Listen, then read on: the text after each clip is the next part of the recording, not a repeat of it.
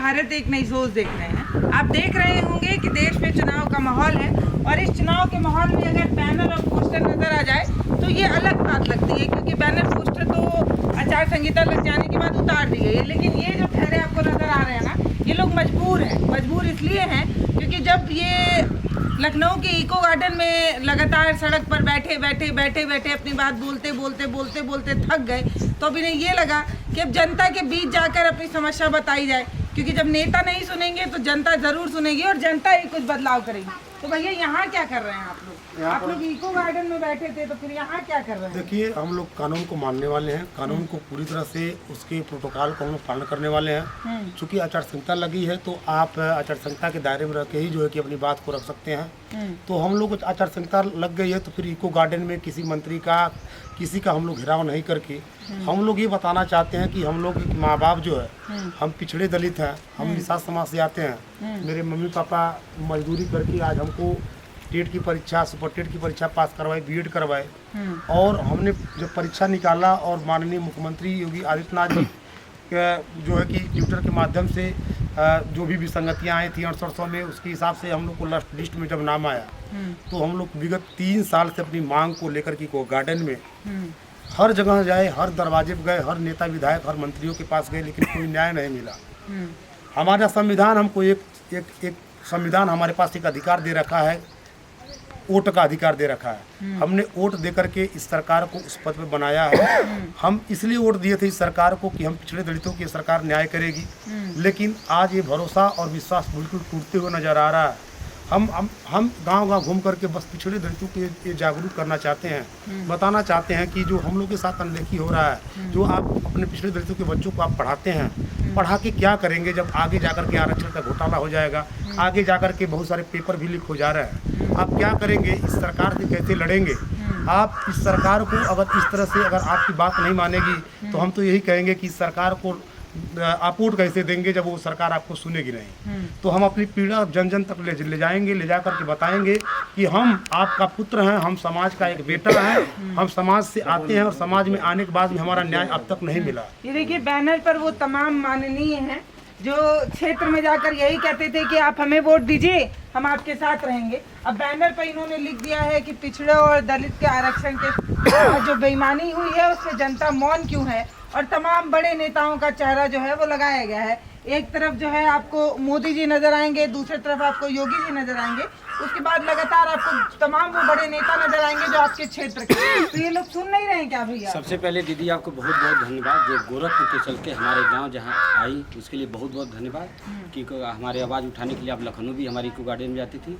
तो हम लोगों ने पिछले जो 640 दिनों से जो हम लोगों ने आंदोलन किया, आचार संहिता की वजह से हम लोग को जो है आंदोलन वहाँ से स्थगित करना पड़ा, लेकिन हम लोग रुके नहीं हैं। अब गांव में हर जगह पूरा मुहिम 75 जिला में चल चुका है कि हम लोग जहाँ रहेंगे अपने गांव में जन जन तक पिछड़े दलितों की बस्तियों में जाएंगे, सभी लोग चाचा लोग हैं भी, सभी लोगों को समझाएं। कटवाएं क्या? नहीं, बिल्कुल नहीं, लग तो रहा है। आप चाह रहे हैं कि आप जनता को जागरूक कर दें, जनता और बता दें कि ये जो तमाम लोग हैं जो आपके नाम पे वोट मांगने आए थे। मैं दीदी मैं बता रहा हूँ, देखिए, अगर जो मैं किसी पार्टी से नहीं हूँ कि मैं वोट कटवाऊँ, मैं जनता को इसलिए बता रहा हूँ, आपकी नहीं सुनेंगे। बिल्कुल, मैं आपको बता रहा हूँ, नहीं बिल्कुल नहीं। चुनाव अगर जो लड़ना होता है दीदी, हम तो इतने पिछड़े समाज से है, मैं आपको बता दूं दीदी, मैं इसी गांव के रहने वाला हूं, और जिस समाज जब नेता बनने की आप बात कर रही हैं, मैं आपको बता दूं ये सभी लोग साक्षी हमारे गांव के लोग हैं। तो देखिए, वो लड़का मुस्कुरा रहा है पीछे। मैं आपको बता दूं कि ये गांव के लोग हमारे लोग हैं। मैं कोरोना में कह रहे हैं कि बैनर पोस्टर लेके वही निकलता है जिसको नेता बनना होता है। बिल्कुल नहीं दीदी, हमें देखिए, हम लोग शिक्षक हैं, हम लोग सरकार के जितने मानक है, टेट सुपर टेट सब हर मानक में हमने तो जनरल में फाइट किया है, लेकिन एकेडमिक गुणांक कम होने के नाते, लेकिन हमें जो है जहाँ विद्यालय में होना चाहिए 3 सालों से, माननीय मुख्यमंत्री जी हम लोग की 6800 की लिस्ट निकाली हम लोग का। उसके बाद माननीय मुख्यमंत्री जी ने कहा था कि आप लोग जो है बहुत साथ जाति हुआ, 1 हफ्ते के अंदर जो है अधिकारियों से कहा, मीटिंग हुआ था 5 डेलीगेशन टीम से कि इनको विद्यालय में आप पहुँचाइए, लेकिन विभाग के हीला हवाली या पता नहीं किसकी मिली भगत है कि हम लोग पिछले 3 सालों से आंदोलन कर रहे हैं। 1 साल पहले लिस्ट आने के बाद लगभग 2.5 साल और, लेकिन अभी तक हमको न्याय नहीं मिला क्योंकि हम पिछड़े दलित हैं। इसीलिए हम देखिए गांव-गांव जाते हैं हम लोग, अपने ही एक लोग या दो लोग जाते हैं, बाकी वहाँ के पिछड़े से दलित समाज के लोग बुलाते हैं और लोगों को समझाते हैं कि देखिए हमको न्याय इसलिए नहीं मिला क्योंकि हम पिछड़े और दलित हैं। दीदी मैं आपको बता दूं, मेरा यहाँ नहीं है, मैं जब कोरोना काल में, जब कोरोना मेरा कम हुआ था, मैं अपने गांव में करीब, सभी लोग साक्षी हैं, सभी लोग करीब 250 बच्चों को मैं फ्री में पढ़ाता था। लेकिन तत्कालीन ब्लॉक प्रमुख संघ के अध्यक्ष इसी गांव के निवासी, उनको रास नहीं आई। हमने कोरोना काल में गल्ला की भी बात उठाया था, 5 किलो गल्ला जो यूनिट पीछे होता है हमारे परिवार ही के हैं कि पूरा दिया जाए, उसके बदले मेरा पैर भी तोड़ दिया गया। जनता के बीच जाते हैं तो क्या समझाते हैं? जनता के आप पढ़े लिखे हैं, जी, जी, आप बता रहे हैं कि टेट किए, सुपर टेट किए और जो तमाम चीजें होती हैं उन चीजों की पढ़ाई की, लेकिन जनता उतनी जागरूक नहीं है, तो आप जाके कैसे समझाते हैं कि आपकी सीधे भोजपुरी में देखिए, हम यहाँ भोजपुरी के हम लोग समझाइए। मान लीजिए कैमरा, मैं इनको समझा रहा, देखिए इधर बता दी, मान लीजिए कैमरा जनता है, जी जी, और आप बताइए कि आप देखिए हमारे जो है हमारे चाचा जी लोग हैं, बड़े भाई लोग हैं और हमारे छोटे भाई अनुज लोग हैं। मैं इनको ये समझाता कि देखिए कि चाचा जी हम लोग यही गाँव के निवासी हैं और सबको पता बा कि 69,000 शिक्षक भर्ती में घोटाला भइल बा। घोटाला का मतलब लूट। हमको न्याय इसलिए नहीं मिला क्योंकि हम पिछड़े और दलित हैं। ये सरकार हम लोगों को एकदम बिल्कुल हल्के में लेती है, कहते हैं कि लोग है पढ़े लिखे नहीं हैं, आरक्षण की वैल्यू जानते नहीं है। इसलिए जन जन तक बताने आया हूँ कि ये लोग जितने भी नेता आएंगे वोट मांगने, सभी लोग आप बताइएगा कि हमारे समाज का आरक्षण क्यों खाया जा रहा है। बस इनसे बस यही समझाते कि उनसे सबसे पहले पूछिएगा कि अगर जो हमारे बाबा साहब ने, अम्बेडकर साहब ने जो भीख मांग कर जो हमको संविधान दिया था कि आज जो हमारा संविधानिक व्यवस्था क्यों छीना जा रहा है। हर नेता से ही लोग, समाज के लोग जो है आकर के क्वेश्चन पूछेंगे, कहेंगे कि हमारा जो आरक्षण का पहले हक दिलवाइए, हमने आप वोट दिया था, आगे भी देंगे, लेकिन अगर जो हमारे संविधानिक जो भेदभाव करेंगे तो हम कतई जो हमारे बाबा साहब के संविधानों के साथ छेड़छाड़ करेगा, हम उसको वोट कतई नहीं देंगे। देखिए इस बैनर पे लिखा हुआ है कि 640 दिन से जो है ये अभ्यर्थी जो है लगातार प्रोटेस्ट कर रहे हैं, और ऐसा नहीं है कि लोगों ने दिखाया नहीं है, हमने खुद कवरेज किया, बहुत सारे लोग आते थे, इनसे मिलते थे, इनकी समस्या सुनते थे, और ये लोग खुद भी तमाम माननीयों के घर तक पहुंचे, उनके आवास तक पहुंचे। पता नहीं मिला आश्वासन, कुछ लोग आश्वासन दिए, कुछ लोग अपने द्वार से धुतकार के भगा दिए क्योंकि चुनाव नहीं था। अब चुनाव है तो इन्हें ऐसा लग रहा है कि शायद चुनाव के समय आप लोग बिल्कुल देखिए, तो हम चाहते मुझे लगता है कि हम लोग देखिए वहाँ से जो है सोचे कि अब जाएंगे तो हो सकता है माननीय मुख्यमंत्री जी आपके चैनल के माध्यम से बात जाए, हम लोग बहुत जल्दी विद्यालय, जो माननीय मुख्यमंत्री जी अभी भी चाहेंगे, जजमेंट आने वाला है हाई कोर्ट का, डबल बेंच का, तो अगर जो माननीय मुख्यमंत्री जी संज्ञान में ले लेंगे, तत्कालीन शिक्षा मंत्री जी ने जो गलतियां किया था उसको सुधारते हुए हमको विद्यालय में पहुंचाते। मैं बता दूं, एक बात आती है कि ये किसी पार्टी के भेजे हुए लोग हैं, तो दीदी इसलिए हम लोग जो है जहाँ जहाँ जाते हैं, देखिए हमारे भाइयों ने जो है 140 रुपया दिया भी है। दिखावा हो सकता है, नहीं बिल्कुल नहीं दीदी, बिल्कुल नहीं। हमें इन्हीं लोग समाज से जाते हैं, मांगते हैं। और ये भी मैं बता दूं दीदी, ये होता है किसी पार्टी के एजेंट है। मैं बता दूं, मैं आपको आधार कार्ड भी दिखा सकता हूँ, मैं धनंजय गुप्ता हूँ, आए संग्राम निषाद हैं, हम लोग दोनों पिछड़े समाज से आते हैं, और हम लोग जो है जगह जगह जा करके, क्योंकि वहाँ से आती कि किसी पार्टी के, विशेष पार्टी के एजेंट हैं, और एक विशेष जात को टारगेट करके हमारा धरना, हमारे संघर्ष को हमारे समाज के नेता माननीय राजभर साहब जो है गाली देते हैं, कहते पिछड़े और दलित लात खाने के लायक हैं। क्या हम लोग पिछड़ा दलित क्या होना गुनाह है?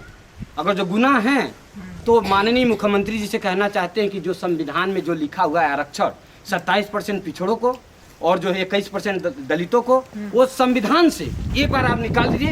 ये न धनंजय गुप्ता मांगने जाएंगे, न संग्राम निषाद, और हमारे समाज के जितने लोग पिछड़े दलित नेता आपके दरवाजे पर कोई नहीं जाए। तो भैया नेता होता बनने का मन है क्या आप लोगों को? आप जनता अगर के बीच जा रहे हैं, नेता बनना होता तो 640 दिन का जो धरना इको गार्डन में हम किए थे और वहाँ से हम रोते हुए आए हैं। नेता बनने का शौक होता तो रोते नहीं आते। नेता बनने का अगर शौक होता तो हम जाकर के किसी के साथ प्रचार करते। ये हम उस एक पेट की तलाश कर रहे हैं कि सरकार हमें एक नियुक्ति दे देगी तो हम अपना पेट जीवा लेंगे, अपने परिवार को देख रेख कर लेंगे।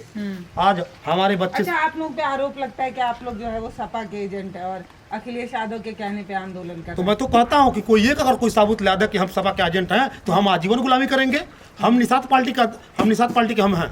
हम कहते हैं कि हम निषाद पार्टी के सदस्य हैं। निषाद पार्टी को हमने माना था, निषाद पार्टी को हम वोट दिए थे, इस सरकार को वोट दिए थे। किसी की माँ का लाल में अगर दम है, जो कोई अपने माँ का दूध पिया हो तो मुझे साबित कर दे कि मैं किसी और पार्टी का हूँ, मैं गुलामी लिखाऊंगा। ये सब छोटी मोटी बातें कर करके बगलाने का काम कोई न करे। अच्छा आप निषाद पार्टी का बात कर रहे हैं, तो संजय निषाद से मुलाकात हुई हो कभी? अब आप बता रहे हैं कि आप कार्यकर्ता भी रहे होंगे। बिल्कुल बिल्कुल रहे हैं, डंके की चोट पर हमारा पूरा परिवार। भी तो होंगे आपको। देखिए संजय निषाद को हम क्या बताएं, हमको लगता है कि जब भी हम उनके दरवाजे पे गए हैं वो कहते हैं कि माननीय मुख्यमंत्री जी हमारी बात सुनते ही नहीं है। हम लोग केवल वोटों के सरदार हैं, केवल वोट देते हैं, वो कुछ सुनते ही नहीं है।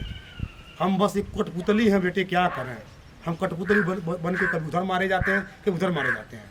हम यहाँ पर कठपुतली बन के हैं, बस हमारे सत्ता में कोई जान नहीं है, कुछ नहीं हम कर पाएंगे आप लोग। और आपको लग रहा होगा कि ये दो लोग हैं और गांव में आके ऐसे लोगों को जो है वो बरगलाने की कोशिश कर रहे हैं, तो आप लोग सोशल मीडिया साइट पर जाकर कोई भी इसमें से कोई भी कीवर्ड जो है आप सर्च कर सकते हैं और आप देखेंगे कि आज चुनाव का समय है, इसलिए ये लोग नहीं चिल्ला रहे हैं। इससे पहले भी चिल्ला रहे थे और कई बार चिल्ला चुके हैं। कई बार आप लोगों को डिटेन किया गया, फिर से उठा कर इको गार्डन में ला के पटका गया। ये सारी तस्वीरें तो है ना? बिल्कुल सारा कुछ तस्वीरें हैं। और देखिए हम लोग अभी ये जो धरना नहीं कर रहे, गाँव गाँव लोगों को जागरूक कर रहे हैं। धरना नहीं है, इसको कोई धरना का रूप नहीं देगा। ये लोग पर्सनली हम लोग घर भर पे जा करके हम लोग अपनी पीड़ा बता रहे हैं कि हमारी क्या लोग समझ जाते हैं। अब हमारी माँ बाप जब गरीब है तो गरीब का ही दर्द समझेगा। वो जो मोहल्लों में रह रहा है, जो अच्छे मोहल्लों में बंगला में रह रहा है, वो क्या हमारी दर्द को समझेगा? जिसको 24 घंटा सरकार जो है कि अच्छे से पैसा दे रही है, नेता विधायकों के लिए जो पैसा दे रही है, वो क्या हमारी दर्द को समझेंगे? हमारी पीड़ा एक दर्द ही समझेंगे। लोग गले से लगा लेते हैं, रोने लगते हैं। माँ बाप कहते हैं बेटे इस तरह से होगा तो हम लोग क्या करें? हम लोग को इससे बढ़िया बेगर पढ़े निरक्षर रहते ठीक है। अगर नहीं कर पाता है ना तो जाके हर घर जो 6800 का परिवार का घर है, जा करके पूछ लीजिए। सबके माँ बाप आज रोते हुए नजर आएंगे। सबके माँ बाप रो रहे हैं, डिप्रेशन में है। किसी की माँ अपने जान गंवा दी, किसी के बेटे जान गंवा दिए, किसी के बाप जान गंवा दिए इस 6800 की इंतजार में। इस 6800 की इंतजार में बहुत सारे लोग की जाने गई हैं। सरकार को कम से कम इस पर निर्णय लेना चाहिए। क्या पिछड़े दलित होना गुनाह है?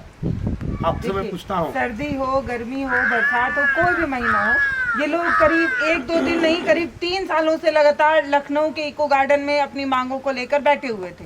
तब चुनाव नहीं था, लेकिन ये तमाम माननीयों के घर गए, उनको बताने की कोशिश की। और ऐसा नहीं है कि इस विषय में किसी को जानकारी नहीं है, जानकारी सबको है। सब जानते हैं कि इन लोगों के साथ क्या हुआ है। प्रधानमंत्री तक कभी खबर पहुंची है कि नहीं? आपको क्या लगता है? देखिए माननीय अनुप्रिया पटेल जी पेपर में आया था कि भाई माननीय अनुप्रिया पटेल जी प्रधानमंत्री जी के पास और स्वतंत्र देव सिंह के पास जो है कि हम लोग की बात की है। और राहुल गांधी जी पत्र लिखे थे। लेकिन अब क्या वो पत्र का सुनवाई होगी कि नहीं होगी, वो लोग इग्नोर कर देते हैं। ये तो हम अंदर के विभाग के बारे में नहीं जान पाएंगे। हम बस इतना जानते हैं कि जब राहुल गांधी अपनी न्याय यात्रा लेकर आए थे दीदी मैं गया तब आप लोगों से भी मुलाकात हुई थी। तो क्या लग रहा है कि मतलब मान लेते हैं कि मौजूदा सरकार नहीं सुन रही, तो विपक्ष कुछ कर पाएगी? आप मैं बता दूं कि हमारा मैटर जो है पहुंचा था कि वहाँ से जो है पार्टी कार्यालय से वहाँ से फ़ोन आया। तो हम लोग के माननीय राहुल गांधी जी का अकबरपुर में उन्नाव के जो पहले जो अकबरपुर में वहाँ से करीब 20 मिनट टाइम दिए। हमारा मामला को उन्होंने पूरा समझा, पूरा ब्रीफ किया। और माने जो राष्ट्रीय पिछड़ा वर्ग जो आयोग का रिपोर्ट था पूरा उन्होंने रीड किया। और उसके बाद जो भी जितना मैटर था माननीय मुख्यमंत्री जी ने जो लिस्ट लिया था एक लिस्ट चेक किया। उसके बाद उन्होंने कहा कि हमने कहा कि माननीय जी आपसे हमारा एक निवेदन है, इसको राजनीति मत करिएगा, क्योंकि हमें जो है माननीय मुख्यमंत्री जी ने लिस्ट निकाला। पूरा हमें आशा और भरोसा है कि माननीय मुख्यमंत्री जी हमको विद्यालय देंगे। तो उन्होंने कहा कि बताइए हमारे तरफ से क्या पहल हो सकती है। उन्होंने कहा माननीय प्रधानमंत्री जी तक हमारी बात नहीं पहुंच पा रही है। तो उन्होंने कहा कि ऐसा कि मैं एक सांसद होने के नाते और मुख्य विपक्ष होने के नाते मैं माननीय प्रधानमंत्री जी को लेटर लिखूंगा। और उन्होंने लिखा, वो पूरा वायरल भी हुआ, पूरा हर समाज से सोशल मीडिया से लेकर के पूरा एक जन तक पहुँचा। लेकिन अभी तक हम लोग को जो है न्याय नहीं मिला। और जो राजनीतिक कारण है भाई, आप कह रहे हैं कि मुख्यमंत्री जी को संज्ञान है, वो जानते भी हैं, आप लोगों की लिस्ट भी निकली है, तमाम नेताओं तक भी आप लोगों की बात पहुंची। अब आप बता रहे हैं कि राहुल गांधी ने एक लेटर भी लिख दिया था प्रधानमंत्री, सबको पता है, तो क्यों नहीं हो रहा है? क्या लग रहा है? बस गुनाह हमारा सिर्फ इतना ही है कि हम पिछड़े दलित हैं। देखिए माननीय जी ने यही अभी पुलिस की भर्ती जब आई थी उसमें एज रिलैक्सेशन के लिए हमारे इसी देवरिया जिला के ही सलभ मणि त्रिपाठी जी जो मात्र एक विधायक हैं, महज 3 घंटे के आंदोलन में माननीय सलभ मणि त्रिपाठी जाते हैं, 4 लड़कों को बैठाते हैं और उसके बाद माननीय मुख्यमंत्री जी के जाते हैं। तुरंत ट्विटर हैंडल से आता है कि जो है एज रिलैक्सेशन में 3 सालों का जो है छूट दिया जाता है। और उसके बावजूद भी अभी पुलिस का जो पेपर लीक हुआ। आप लोग ये 3 सालों से आंदोलन कर रहे हैं, तो कोई बड़ा नेता, कोई बड़ा चेहरा आप लोगों के प्रोटेस्ट में शामिल? बिल्कुल नहीं, कोई नहीं। बस दीदी जो है जो अब तो हम लोग की आदत हो गई है। अब जिस भी नेता मंत्री के यहाँ हम लोग जाते हैं, पिछड़े दलित करके खास बाबा करके, वहाँ पीछे भी मैं 19 पूछूंगी कि वो तो क्या हम लोग जहाँ जाते हैं तो सिर्फ जो है हमको लात जूता से और नहीं जाते सूचक गाली से,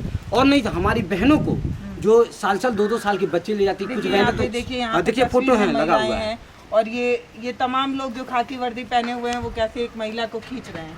हाँ, तो वही जो हमारी बहनें जाती हैं उसमें यहाँ तक कि कुछ हमारी प्रेग्नेंट बहनों को पेट पर लात मारा जाता है। पता नहीं है, माननीय मुख्यमंत्री जी कहने को तो अपने आप को जो है संत कहते हैं, लेकिन एक संत ऐसा नहीं हो सकता। मैं एक क्वेश्चन मार्क कर रहा हूँ, इसलिए कर रहा हूँ क्योंकि अगर जो माननीय मुख्यमंत्री जी ने हमारे लिस्ट निकाले, अगर जो माननीय मुख्यमंत्री जी से हमारा एक ही डिमांड था पिछले जो है 6 महीने से कि माननीय मुख्यमंत्री जी बस टेबल पर हमारे 5 भाइयों से मिल लीजिए, हमें पूरा आशा और भरोसा कि आप हमें विद्यालय पहुंचा देंगे। लेकिन माननीय मुख्यमंत्री जी ने एक नहीं सुनी, बस हमको मरवाए और माननीय मुख्यमंत्री जी मुझे चेहरे से पहचानते हैं। मैं हिंदी वाहिनी का सदस्य रह चुका हूँ और बीजेपी का कार्यकर्ता भी मैं रह चुका हूँ। हमें जो है यहाँ का तत्कालीन जो है माननीय मंत्री जी रह चुके हैं, बहुत बखूबी जानते हैं। मैं उनके लिए अभी इसी चुनाव के पहले जो विधानसभा का चुनाव था, इसी गांव में सबको हमारे गांव के लोग साक्षी हैं, जो मैं झूठ बोल रहा हूँ, माननीय मंत्री जी आए थे यहाँ पर, निशा जी, उनके लिए हमने पूरा जो है टेंट का व्यवस्था किया था, रहने का वहाँ जो है माई का व्यवस्था किया था। माननीय जी यहाँ बोल के गए थे, अब पूरा बूथ में इस गाँव में सबसे ज़्यादा बीजेपी को वोट मिला था। और उसमें सबको माननीय मंत्री जी से जाके पूछ लीजिए, यहाँ पे जो है माननीय जो निशाद जी भैया हर दूसरे लाइन में माननीय माननीय माननीय इसलिए कह रहे हैं कि सुनने वाले सुने और समझे कि जो कुछ कर पाए ये युवा सब कुछ किया आपके लिए। वोट मांगना हो, जनता को समझाना हो, बुझाना हो, सब कुछ किया। अब ये लोग 3 सालों से आंदोलन भी करते रहे, लेकिन कोई सुनने वाला नहीं है और कोई सुन भी नहीं रहा है। तो अभी नहीं ये लग रहा है कि जो जनता नेताओं को बनाकर वहां तक पहुंचाती है, अब जनता के बीच ही पहुंचेगी, जनता ही कुछ कर पाएगी। बिल्कुल, जनता से के पास ही ले जा रहा हूँ दीदी, क्योंकि मैं जनता के जाऊंगा। जो अब तो लोकतंत्र का पर्व आ गया है ना, तो हमारे बीच लोग आएंगे, तो यही हमारी समाज की जनता, जब पिछड़े दलित के लोग पूछेंगे कि जो 78,000 शिक्षक भर्ती वाले हमेशा लात आप लोग मारते हैं, कि बताइए उनको न्याय क्यों नहीं मिला, क्योंकि पिछड़े और दलित है ना। अगर जो ऐसा है तो हम लोग आपको कतई वोट नहीं देंगे, हम नहीं पूछेंगे, क्योंकि जहाँ जहाँ जाते हैं हमारे समाज के लोग कहते हैं बात में हम लोग पूछेंगे। हमने कहा कि आप लोग डरिएगा नहीं, यही एक ऐसा समय है जहाँ माननीय जी लोग मिलते हैं, जहाँ आप जो है अपने आप को जो है राजा होते हैं, यानी जो है लोकतंत्र में जनता राजा होती है। इसीलिए कम से कम ये पूछेंगे और वहाँ तक बात पहुँचेगी, कम से कम कानून तक तो बात पहुँचे कि जन जन तक जो है आंदोलन पहुँच चुका। अभी मैं आपके चैनल के माध्यम से बता दूं दीदी, जिस दिन हमारे पिछड़े दलित समाज के बीच में ये बातें पहुँच गई, तो जितने हमारे पिछड़े समाज के नेता और मंत्री हमारे चेहरा बन के बने हुए हैं, बस हमारे गाड़ी का जैसे मान लीजिए रास्ते का किराया हो जाता है और हो जाता है हमारे खाने पीने के। देखिए घर से हमको पैसा नहीं मिलता है, बेरोजगार हैं, तो इसलिए हमारे समाज के लोग देते हैं पैसा, इसी पैसे से खाते हैं पीते हैं और हर समाज के पास जाते हैं। ये भी देखिए शर्म का है दीदी, हमारे जब बाबा साहब ने भीख मांगा था, पढ़े लिखे हैं, आप कह रहे हैं कि आप भीख मांग रहे हैं, तभी तो लगता है, अजीब तो लगता है। लेकिन ये बात माननीय मुख्यमंत्री जी को समझना चाहिए, जिनको विद्यालय में 3 साल पहले होना चाहिए था। हाथ में है, उस पे एक तरफ आरक्षण लिखा हुआ है, दूसरी तरफ भीख लिखा हुआ है और घोटाला लिखा हुआ है, शिक्षक भर्ती घोटाला। और इसमें जो है इन्हें कुछ पैसे मिले हैं और इस पैसे के सहारे ये अपने आंदोलन को या अपनी बातों को जनता तक पहुंचाना चाहते हैं। अब सोचने की बात ये है कि जो 3 साल में नहीं सुना गया वो आगे सुना जाएगा या नहीं सुना जाएगा, इसकी गारंटी मैं तो दे नहीं सकती। मैं तो सिर्फ ये कर सकती हूँ कि इनकी बात सुनती हूँ और आप लोगों तक पहुँचाती हूँ। मुझे इतना भी पता है कि आपको भी इस चीज़ में कोई इंटरेस्ट नहीं है, जनता को फर्क ही नहीं पड़ता है। क्या मतलब है, आपकी थोड़ी नौकरी जा रही है, इनकी जा रही है, इनकी जा रही है और पीछे 1-2 लोग हैं उनकी जा रही है, तो आप क्या करेंगे? आप स्किप कर देंगे, आप उसको हटा देंगे, आप आगे बढ़ जाएंगे। लेकिन जब अगली बार आप मुझे टैग भी दे सकते हैं। कुछ लोग मुझे कहेंगे कि चुनाव का समय है और सरकार की छवि धूमिल करना चाहती, दे दीजिए, कोई बात नहीं। लेकिन अगली बार जब आप आंदोलन करेंगे ना, तो आप हम जैसे पत्रकारों को ही ढूंढेंगे कि ऐसे आए कोई हमारी बात सुन ले। लेकिन तब ये सोचिएगा कि तब कोई सुनने वाला नहीं होगा, क्योंकि जब 3 साल से ये लोग लगातार अपनी मांगों को लेकर बोलते रहे, थक गए। मैं आपको बता रही हूँ कि कई बच्चे वहां पर हैं जिन्होंने अपनी जीवन लीला समाप्त कर ली क्योंकि कोई सुनने वाला था ही नहीं। तो ये वो वाला लोकतंत्र है, देश का सबसे बड़ा लोकतंत्र कहा जाता है। ये वो वाला लोकतंत्र है जिसमें जनता को बोलने का हक नहीं है। और वहाँ एक चाचा हैं। चाचा, आप क्या समझते हैं? आप बुजुर्ग हैं, ये लोग क्या कर रहे हैं? ये लोग क्या समझ में आ रहा है आपको? अपने पेट के लिए सर, अपने पेट के लिए जो है एक नई नौकरी मिलेगी। भीख मांगने पर भी भीख देगा कौन? 5 किलो सरकार अनाज देती है, उससे क्या पेट भरेगा? कुछ नहीं।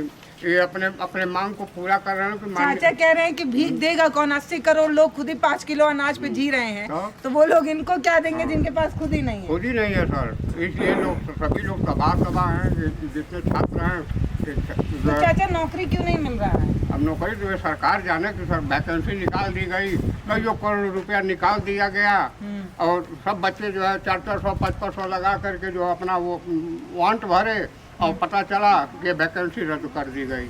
अब वो रुपया और सरकार के खजाने में गया, किसके खजाने में गया, इसको कौन ढूंढ रहा है, चाहे कौन जान रहा है, किसको पता है? कुछ नहीं पता है सर। देखिए, कहते हैं कि भारत जो है वो युवाओं का देश है और ये जो चेहरे आप देख रहे हैं ये आपको युवा जरूर नजर आ रहे होंगे। यही वो लोग हैं जो देश में चुनाव कराते हैं, चुनाव जिताते हैं और तमाम ये जो चेहरे नजर आ रहे हैं उनको बड़े बड़े पद दिलाते हैं। लेकिन यही लोग जब अपनी मांगों को लेकर इनके पास पहुंचते हैं तो कोई सुनता नहीं है। अब ये सोचने की बात होगी कि इनका ये जो बैनर लेकर गांव में पहुंचना और लोगों को समझाना वो कितना कारगर होगा, ये कल ही बता सकता है। आपको क्या लग रहा है कि अभी भी कुछ हो सकता है? 3 साल हो गया भैया, आम लोग होते थक गए होते, अब तक घर बैठ गए होते किले। जो आदमी वोट दे करके 5 साल का भरोसा जीत सकता है। 5 साल तक ही तो मैं वोट दिया हूँ कि 5 साल तक हमारी सरकार सुनेगी। तो अभी सरकार उतरी तो नहीं ना है, अभी तो सरकार सत्ते में है ना, तो हम भरोसा करेंगे क्योंकि हमने यही भरोसा दे करके तो इस सरकार को चुना था। तो हम जब सरकार को हम अपने 5 साल के भरोसे के लिए ही वोट दिया हूँ, तभी 5 साल पूरा नहीं है, अभी न्याय होगा और नैया पार होगी। जैसे श्री रामचंद्र जी को पार निषाद गुह ने कराया था, तो अब श्री रामचंद्र इस निषाद गुह को भी पार कराएंगे, इस बात का भरोसा है। अगर नहीं पार कराएंगे तो फिर वो दूसरा जमाना था भैया, जब निषाद तो मोदी जी क्यों ये बात? अरे मोदी जी नया राम ले आए हैं, आप वाले राम का बैटरी लो हो चुका है, तो फिर काम नहीं करेगा। तो आज वाले राम अगर लाए हैं तो आज वाले निषाद गुह भी नहीं रह जाएंगे। अभी तो हम निषाद गुह पहले वाले मान रहे हैं और मोदी जी पहले वाले मान रहे हैं। जिस दिन हमें पता चल जाएगा कि अब दूसरा राम है, ये दूसरा भी निषाद गुह है। सत्ता को चढ़ाना जानता हूँ तो सत्ता को उतारना भी जानूंगा, लेकिन अभी हम सरकार को न तो उतारने की बात कर रहा हूँ न चढ़ाने की बात कर रहा हूँ। हम सिर्फ और सिर्फ 6800 की नियुक्ति की मांग कर रहा हूँ। हमें साहब हमारा नियुक्ति दे दीजिए, न किसी के पार्टी में प्रचार करने जाना है न प्रचार करने जाना है। हमें सिर्फ विद्यालय भेज दिया जाए, बच्चों को भविष्य बनाने का काम करेंगे। और अगर नहीं विश्वास है तो वो 6800 को जो जनरल वालों को आप दे दिए है ना, हमें हमारे साथ उनका कंपटीशन करा देख लीजिए, पढ़ाता कौन बढ़िया है, हम बता देंगे कि फर्जीवाड़ा कौन हुआ है, घोटाले से कौन घोटाला किसको किए हैं, आपको कौन अच्छा है। जो मैं बता दूं, मैं जो लड़के मिलिट्री से बाहर हो या हकीकत में पढ़ने वाले हैं, बाकी इसमें घोटाला भी चला था लेकिन उसका उजागर नहीं हुआ था। इसके बाद से उसमें पेपर भी लिखा हुआ था लेकिन कोई इसको सुनने वाला नहीं था। इसके बाद भी हम लोग बड़ी मेहनत करने के बाद पेपर जो हम निकाले हैं और सरकार ने माना है, माननीय पिछड़ा वर्ग आयोग ने माना है, इसलिए हम अपनी बात को उठा रहे हैं। इसलिए मैं आपसे आपके चैनल के माध्यम से कहेंगे कि हम लोग की बस नियुक्ति पत्र दे दीजिए। हमें कोई राजनीति का नहीं है, हमें कोई राजनीतिक पार्टी नहीं भेज पाएगा। हम लोग भी पढ़े लिखे हैं, कोई हमारे साथ कोई राजनीति नहीं कर पाएगा। और एक बात और भी है, मैं बता दूं कि अगर बीजेपी के सिवाय किसी और के पास अगर हम लोग मांग करने के लिए जाते हैं तो लोग लाठी मार के कहते हैं कि जिसको तुम वोट दिए उसके पास जाओ, हम तुम्हारा क्या न्याय करेंगे। अच्छा, तो वहाँ भी नहीं सुना जा रहा है और यहाँ भी बात समझिए, सच्चाई ये है, सच्चाई जानिए इस गरीब का। जो बीजेपी के घर के दरवाजा के सिवाय किसी और दरवाजा पर जाता है तो लाठियां खाता है और कहता है, वो लोग कहते हैं कि हमको तुम सरकार बनाए, हम तुम्हारा न्याय करेंगे, जाओ जिसको तुम वोट दिए हो। और जी उसके दरवाजे पर जाते हैं ना मैम, तो आप तो देखी होंगी को गार्डन से लेकर के घिरा करके लाठियों से बरसात होती है, बहनों के कपड़े फाड़े जाते हैं, बहनों को घिसटा जाता है। और इस तरह से इस सरकार को नहीं करना चाहिए। सरकार का मतलब एक जिसका राजा प्रजा को नहीं भला कर सकती है, वो राजा कैसा हो सकता है? देखिए, देश जो है इस समय जरूर संकट में तो है ही, जो युवा जिनको नौकरी करनी थी, जिन्हें अपना भविष्य बनाना था, देश का भविष्य बनाना था, वो बैनर पोस्टर लेके हाथ में डिब्बा लेकर पैसा मांग रहे हैं और कह रहे हैं कि हमें भीख दे दीजिए। क्यों? क्योंकि हम बेरोजगार हैं और हमारे हक को जब छीना जाएगा तो हम ऐसे ही करेंगे कि लोगों के सामने, ये युवा हैं भाई, इनके पास अपार शक्ति है, ये देश को बना सकते हैं, शिक्षित कर सकते हैं, आगे ले जा सकते हैं। लेकिन जब पढ़ा लिखा युवा जो है वो कटोरा लेकर जनता के बीच जाएगा तो सोचिए भारत कैसे एक लोकतांत्रिक, एक बड़ा लोकतांत्रिक देश बन पाएगा, ये एक सवाल है। बाकी चुनाव का माहौल है, क्या पता इनकी बात भी सुन ली जाए, क्योंकि गरीब और असहाय लोगों तक, अब बड़े बड़े दिग्गज लोग भी पहुंच रहे हैं दरवाजे तक, तो क्या पता इनकी बात भी उनके दरवाजे तक पहुंच जाए। इसके लिए बहुत ज़रूरी है कि आप इनकी पीड़ा, इनकी समस्या को गंभीरता से लीजिए और समझिए कि ये युवा है, ये आपके और हमारे भाई हैं, और जब इनको नौकरी मिलेगी तभी देश आगे बढ़ेगा, जब इनको नौकरी मिलेगी, इनका परिवार चलेगा, तभी देश समृद्ध बनेगा। तो इस विषय को थोड़ा गंभीरता से लीजिए और समझिए कि ये युवा अपने हक के लिए यहाँ पर गाँव के बीच में जो है वो अपनी मांगों को लेकर जनता को जागरूक कर रहे हैं। इनका किसी से कोई लेना देना नहीं है, किसी से कोई विद्ध बैर नहीं है और कोई राजनीतिक एंगल तो नहीं है ना भैया। बाद में पता चले आप लोग कोई एंगल ले लें, अब वीडियो लोग निकाल के मुझे बोलने लगे। दीदी मैं आपको बता दूं, आप राजनीतिक एंगल नहीं है, क्लियर कर दीजिए। आप माननीय जयप्रकाश निषाद जी से आप पूछ लीजिएगा, यही गांव के लोगों से पूछिएगा कि माननीय जयप्रकाश निषाद के लिए हमने मंच लगवाया था कि नहीं। मैं उनके लिए, मैं उनका कार्यकर्ता रह चुका हूं। आप जिस राजनीति की बात कर रहा हूं तो मैं बीजेपी का कार्यकर्ता रह चुका हूं। मैंने माननीय जयप्रकाश निषाद जी के पास गए, उन्होंने लेटर जो है संप्रेषित कर दिया माननीय मुख्यमंत्री जी से। अच्छा, कितने दिन से आप लोग ये बैनर लेके? ये बैनर जब से हम लोग वहाँ से आए हैं इको गार्डन से 640 दिन हमारे पूरा हो गए, तो उसके बाद आचार संहिता लगे, तो हमने सोचा कि अपनी आवाज़ को जो है अब अपने जन जन के माध्यम से, जहाँ हम गांव में होंगे, क्योंकि दीदी हम लोग जो भी प्राइवेट नौकरियाँ करते हैं वो भी छोड़ चुके हैं। क्योंकि हमारी जब लिस्ट आ गई थी हमको पूरा आशा और उम्मीद हो गया था, क्योंकि आंदोलन के बाद लिस्ट आई थी, हमें पूरा जोर शोर लगा करके हम लोगों ने माननीय मुख्यमंत्री जी को दोबारा जो है मुख्यमंत्री बनाया, ताकि माननीय मुख्यमंत्री हमारा लिस्ट निकाला है, इसलिए हमने मंच भी यहाँ लगवाया था उसी खुशी में कि हमारे माननीय जी ने जो हमारे माननीय मुख्यमंत्री जी हमारा लिस्ट निकाला है। और गांव में मिठाइयाँ भी बांटा था, लिस्ट आई थी तो सभी लोग को, क्योंकि दोबारा बढ़ चढ़ के इस डढ़िया गाँव में पहले पोजीशन पर थे जयप्रकाश निषाद जी, मंत्री थे उस समय। मैं जिला गोरखपुर से हूँ, तहसील चौकी चौराहा। मैं इस 6800 की जब लिस्ट आई, मेरा संग्राम कोई सेंटर जंघा में चलता है, लेकिन उसको मैं कोचिंग को बंद कर दिया, जाके धरना देते देते अपनी मांग करते करते। उसका भरपाई कौन करेगा? मैं सरकार से पूछना चाहता हूँ, मेरा सब कोचिंग टूट गया, मेरे पास कुछ एक भी बच्चे नहीं आ रहे हैं। बाकी मेरे भाई सब लोग हैं, उन्हीं के पास पढ़ते हैं, हम तो कुछ नहीं, हम तो बेरोजगार हो गए। आज तक अपने लिए कुछ नहीं कर पाया, अपने माँ बाप के लिए कुछ नहीं कर पाया। अब आप ही बताइए, हमारा पेट पर्दा भी चला गया, हमको हमारा भाई थोड़ी पैसा देगा, वो कहाँ तक ले देगा?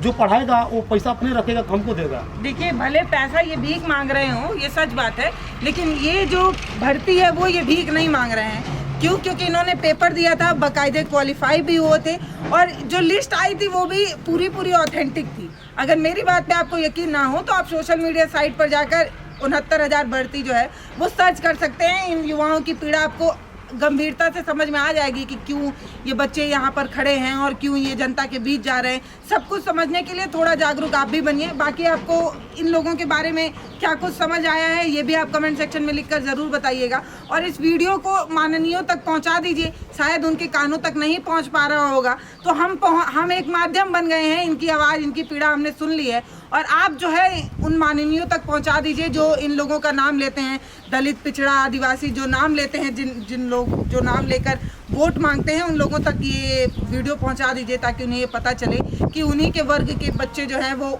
अपनी बात आप तक पहुंचाना चाहते हैं, जो आप सुन नहीं रहे। बोलिए। दीदी ये कहना चाहता हूँ कि जब से हम लोग का लिस्ट आया तब से हम लोग त्यौहार नहीं मना पाए। अभी होली का जो पर्व हुआ था, तो होली के दिन भी हमने न जो है अपने माइक के लिए उठाया था। अपने पीछे बगल वाले में गांव में जो है दलित बस्ती है, वहाँ जाकर के लोगों को बताया था कि बाबा साहब ने जो हमको आरक्षण दिया था वही आरक्षण हमारा छीना जा रहा है, इसलिए हम जो है हम होली नहीं खेल रहे हैं, अपने समाज के और पिछड़े दलितों को जगा रहे हैं। अब क्या करें, हम कहाँ जाएँ? यही लोग, गांव के लोग पूछते हैं कि अरे बाबू नौकरियाँ कहिया मिली, अरे बाबू नौकरियाँ कहाँ मिली। हम लोग तो समाज में अपना चेहरा दिखाने लायक नहीं बने। जिनको जेल में होना चाहिए दीदी, जिसको जेल में होना चाहिए वो लोग जो है आज मलाई काट रहे हैं। आज जिनको जो है स्कूल में होना चाहिए, आज भीख मांगने के लिए हमारे 56,000 इस समय 56,000 सैलरी पर मंथ हो गई। हम लोग इतने मजबूर हो गए हैं कि अपने खाने के लिए अपने समाज को, उसी गरीब जनता